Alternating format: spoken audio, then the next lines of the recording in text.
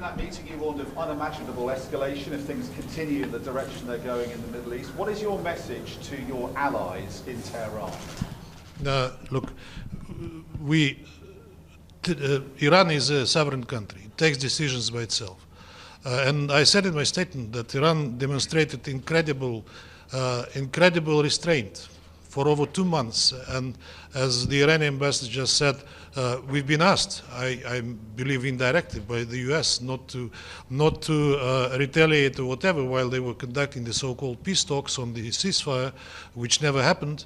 But then, again, I said it in my statement, we have an impression from the statements by our Western colleagues as if the Iranian attack is the beginning, is the start of the whole thing. I mean, it didn't happen in the vacuum.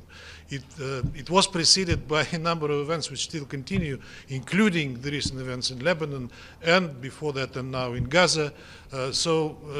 To be puzzled by what happened is at least not becoming of serious people who are following the political and military events in the Middle East. And we've been warning long time, not just us, but many of my colleagues, that what's happening in the Middle East with the conduct of the Israeli military operation may lead to the wider conflict, to its expansion over the whole Middle East, with the potential spillover even further.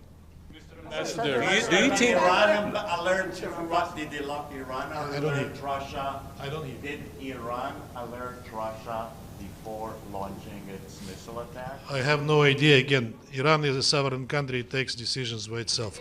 There's a media report that says Iran notified Russia before it. Can you say it again? Mr. Can Ambassador. you use the mic? Here, every Western country talk about the right of Israel to self-defense, Yes. but they deny that right to Iran, Syria. And We other. see double standards everywhere, and that is one of the examples. Speaking about sovereign countries and member states, what's your take on the decision by the Israeli government to consider the UN Secretary General a persona non grata, and does the norms of diplomacy and the UN Charter allows them to do such action? I referred to this in my statement today. I think, again, I will use the word for the second time today, outrageous and arrogant, unbecoming for the UN country member that came to existence because of the UN, in fact. I think that the Council should address the issue and should call on Israel to revoke it. How worried are you, Ambassador, by the situation? How worried are you? Just one final question, please. How worried Are you by the situation in the Middle East? You've had decades of experience. Very simple. How dangerous is it? Secretary General today told that he wonders what is left of Resolution 1701.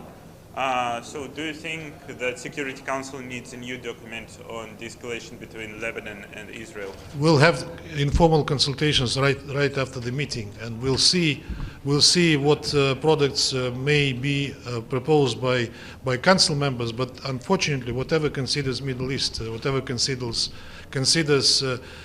addressing Israel, even indirectly, is being blocked all the time by one country, the name of which you perfectly know. Do you think Israel's actions are trying to influence the U.S. election? That's a question. That's a question that my intellect cannot conquer. Thank you very much.